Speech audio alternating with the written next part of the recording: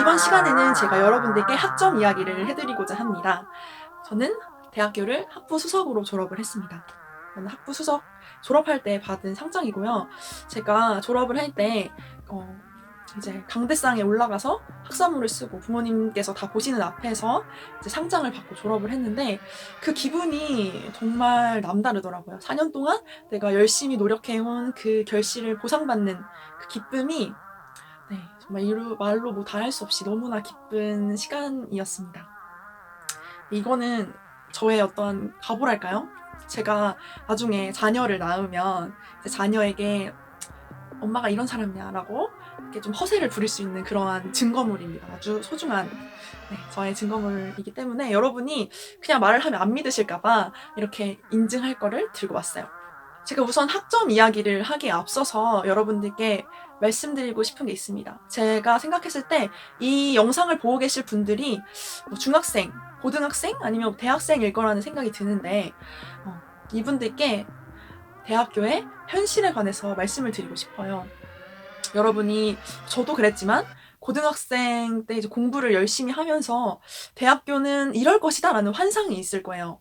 뭔가 이렇게 넓은 들판 그 캠퍼스에서 아이들과 이렇게 돗자리를 깔고 뭔가 이렇게 여유를 부리면서 뭔가 이렇게 담소를 나누고 좋은 잘생긴 이렇게 선배들 만나고 연애하고 이런 것들이 이제 꿈꾸실 텐데 꿈을 깨시라는 이야기를 해드리고 싶어요. 먼저 대학교에 관해 말씀드리기 앞서서 지금 현재 대한민국의 현실을 딱 봐야죠. 현실에 대해서 말씀을 드리겠습니다. 지금 우리 대한민국은 경제 저성장의 시기에 있습니다.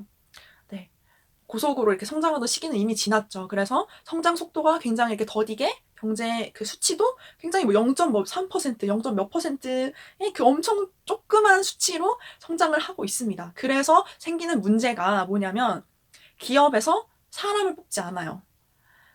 현재 기업 채용 트렌드를 살펴보면 수시 채용이 많죠. 이제 뭐 공채는 많이 볼 수가 없어요. 수시로 인원을 단지 충원하는 뭐 한두 명 뽑는 정도밖에 하지 않습니다.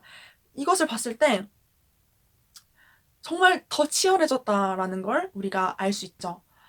최근에 기사에서도 뭐 비정규직이 더 몇 %가 더 늘어나고 현재 취업을 못하는 사람들이 뭐 작년보다 수치가 더 늘어났다. 이러한 것들을 봤을 때 저도 그랬고 대학생들이 마냥 낭만을 즐길 수 없는 그러한 정말 슬프지만 어쩔 수 없는 그 현실에 처했다라는 거를 알 수 있죠. 그래서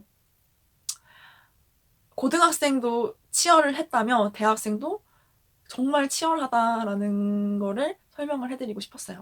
그래서 제가 대학생활 했던 것들을 잠깐 요약을 해서 설명해드리자면 먼저 저는 1학년 때 이제 1학년 1학기 때 연합동아리에 대한 또 로망이 있죠. 그래서 문화마케팅 연합동아리를 하나 들었어요. 그리고 동시에 대한민국 교육봉사단이라는 그 봉사활동을 했습니다.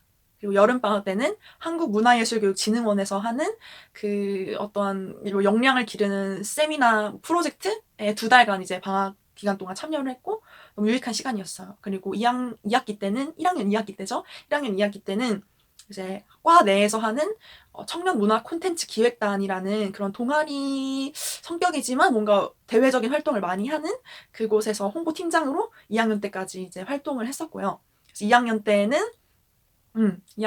교내의 동아리에 이제 들어갔어요. 교내 동아리에서 이제 회장으로도 활동을 했고요.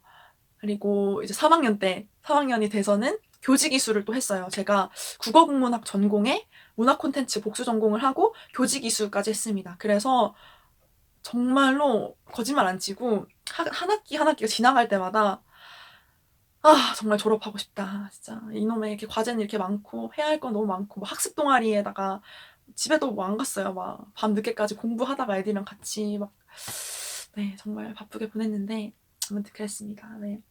그래서 3학년 때는 이제 동아리를 하면서 교직이수를 했고 그래서 교직이수에 따른 교육봉사활동 학점을 채워야 되는 게 있어요. 그래서 교육봉사활동 동행 프로젝트를 초등학교에서 이제 한 학기 동안 했습니다. 그래서 3학년 2학기 때는 교생 실습을 4학년 때 나가니까 그거에 대한 준비 공부를 했고 4학년 1학기 때 이제 교생 실습을 나가느라 정신이 뭐 하나도 없었고 4학년 2학기 때는 이제 우리에게 남은 건 졸업 요건이죠. 대학교가 그냥 보내주지 않아요. 네.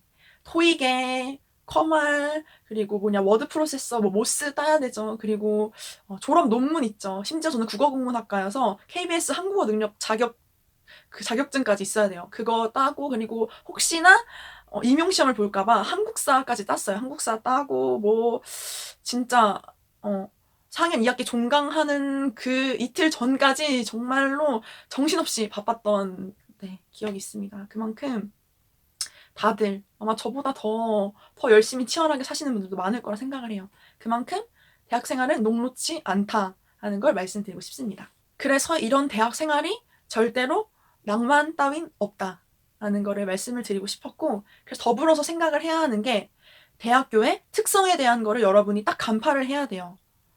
네, 대학교는 우리가 지금까지 다녔던 중학교, 고등학교와 성격이 굉장히 다르죠. 교육에 대한 특성도 굉장히 강하지만 그 위에 있는 거는 수익성이다 라는 거 딱 간파를 해야 합니다. 대학교에서 갑자기 멀쩡히 있던 학과를 통폐합을 하고 어떤 특정한 학과를 굉장히 뭔가 엄청 띄워주면서 학생들을 이렇게 끌어모으죠. 끌어모으고 수시 경쟁률을 굉장히 이렇게 높이는 것은 바로 대학교마다 경쟁률을 높여서 그 입학금 이런 것들 경쟁률로부터 오는 그 수익을 창출하기 위해서입니다.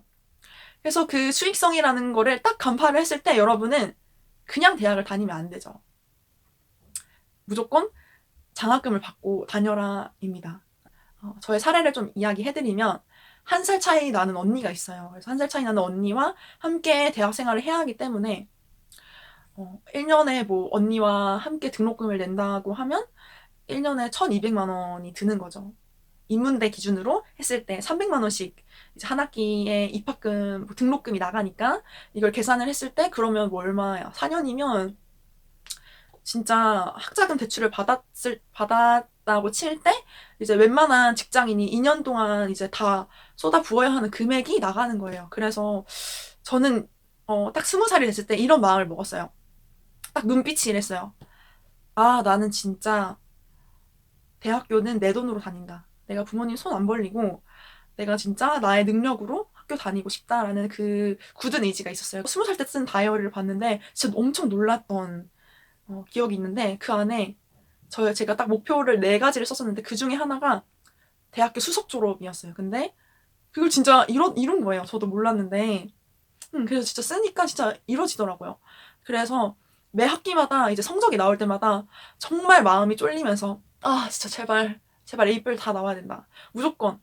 진짜 마음 졸이면서 막 성적을 확인했던 기억이 있습니다. 결론적으로 말씀드리고 싶은 것은 대학교를 돈을 다 내고 등록금을 다 내고 다니는 것은 호구다. 진짜 호구다. 그 300만 원 내고 다니는 거 진짜 호구다. 그래서 저는 거의 돈을 안 내고 다녔어요. 이런 경우도 있었어요.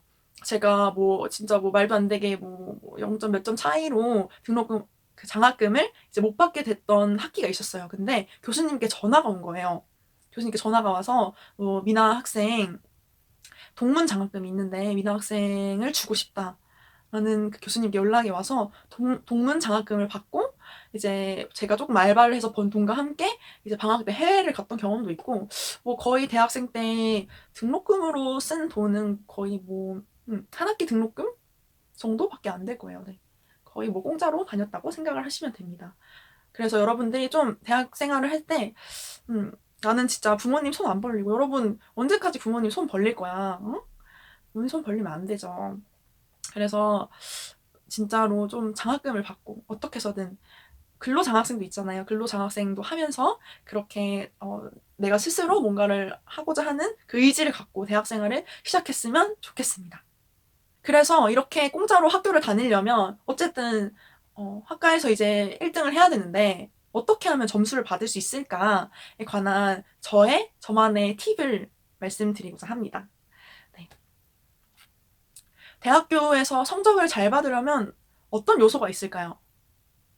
한번 생각을 해보세요. 네.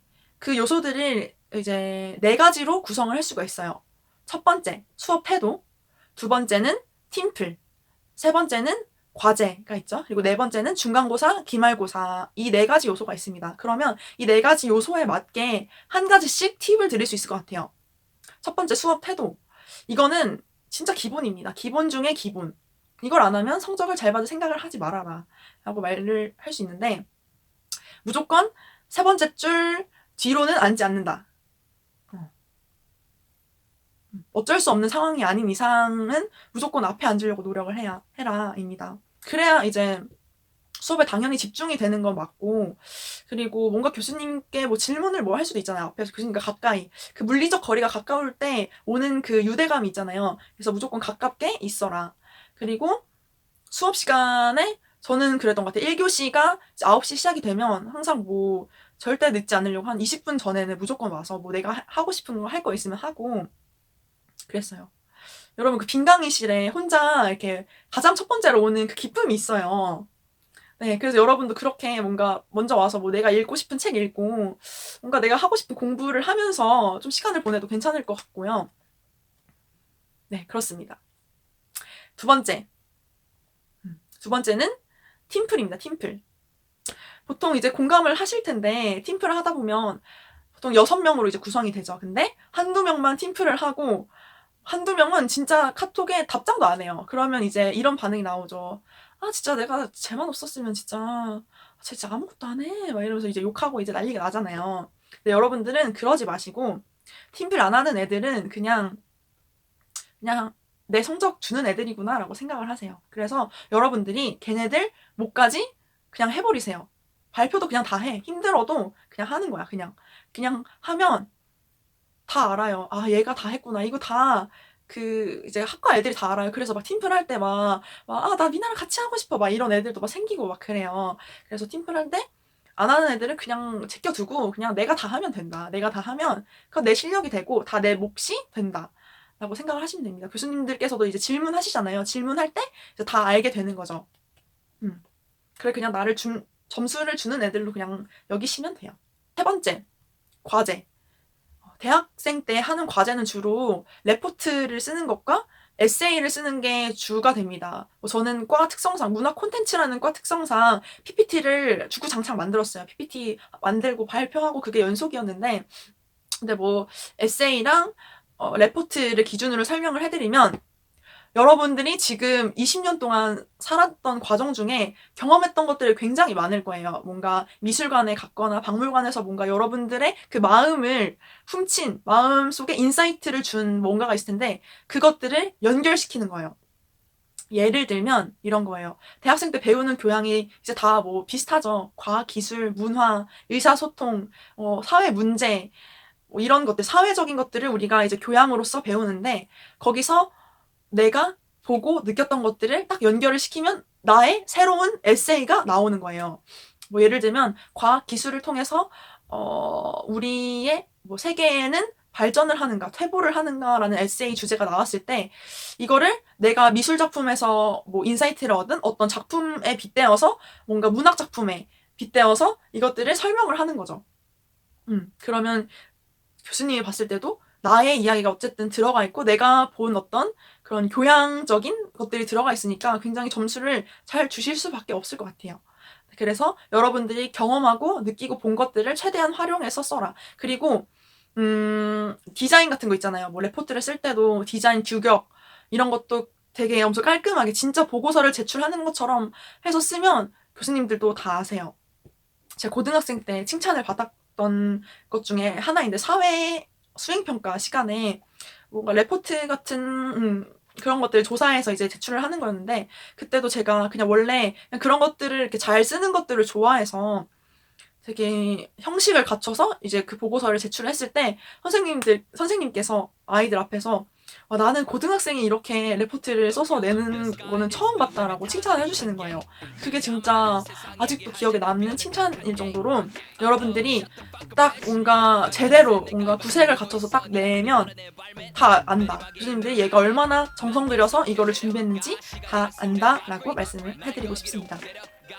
마지막으로 네 번째, 중간고사, 기말고사. 대학생 때 중간 기말을 보면 딱 종이 한 장이 딱 날라와요. 회색 종이 한 장 딱 주고 너 아는 거 다 써. 이렇게 시험을 정리를 할 수 있습니다. 너가 아는 거 다 쓰고 너의 의견도 추가해서 너가 사회 문제에 대해 아는 것들까지 곁들여서 다 써. 라는 게 시험이에요. 그래서 뭐 꿀팁이라고 말을 할 수 있을까요? 그래서 최대한 아는 거 다 적어라. 근데 보면 뭔가 이렇게 한 장이 주어졌는데 그냥 뭐 반장만 채워서 내는 아이들도 있어요. 근데 그러지 마시고 한 장이 주어졌으면 한 장 끝까지 채우려고 내가 아는 거를 어쨌든 다 적으라고 준 거예요. 너가 아는 거 다 적어. 너가 이해한 내용 다 적어라고 준 거기 때문에 여러분들이 배우고 안 내용을 끝까지 다 이제 적으시고 이제는 대학생이기 때문에 사회 문제들에 대해서 더 관심을 가지면 좋겠다는 생각이 듭니다.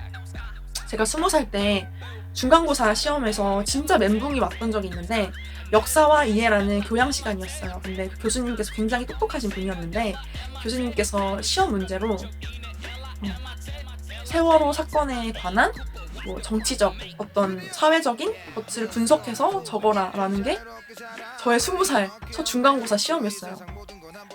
진짜 멘붕이 왔죠. 나는 세월호 사건이 터졌을 때 맨날 매일매일 이제 나오는 뉴스를 보면서 그냥 단지 슬퍼하고만 있었는데 그거를 정치적 사회적으로 분석을 하래.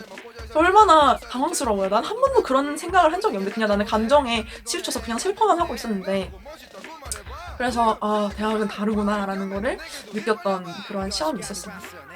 제가 마지막으로 말씀드리고 싶은 것은 여러분들이 이제 대학교에서 과에서 악명 높은 교수님이 한 분씩 계실 거예요. 이 수업은 진짜 헬이다. 이 수업 들으면 안 된다. 교수님이 막 칠판에 막 다 막 적어. 칠판에 꽉 채워서 막 한자 영어 막 무슨 뭐 구조 논리적 구조를 이렇게 다 적어서 정말 공부하는 것도 어렵고 그리고 막 발표를 하는데 애들 막 울려요 막. 애들이 막 울어. 막 교수님이 막 하나하나 코치코치 캐물어. 막 이건 왜 이렇게 했죠? 이 PPT에 있는 내용은 왜 이런 거죠? 이렇게 지적을 하시는 교수님들이 계실 거예요. 근데 여러분들이 그 교수님을 피하지 말고 오히려 친하게 지내라 라고 말씀을 드리고 싶습니다. 여러분이 그 교수님께 아마 가장 배울 게 많을 거예요. 가장 머릿속에서 빼먹을 게 이렇게 많다고.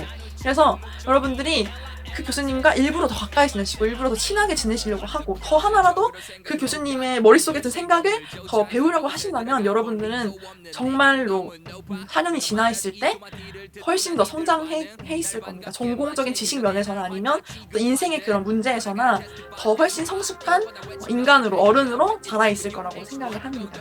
앞으로 이제 여러분께 대학생활에 관해서 말씀드리고 싶은 것은 뭔가 교생 실습 꿀팁 아니면 제가 경험했던 교생 실습 꿀팁에 관해서 구체적으로 이제 말씀드리도록 하겠습니다. 지금까지 시청해주셔서 감사합니다.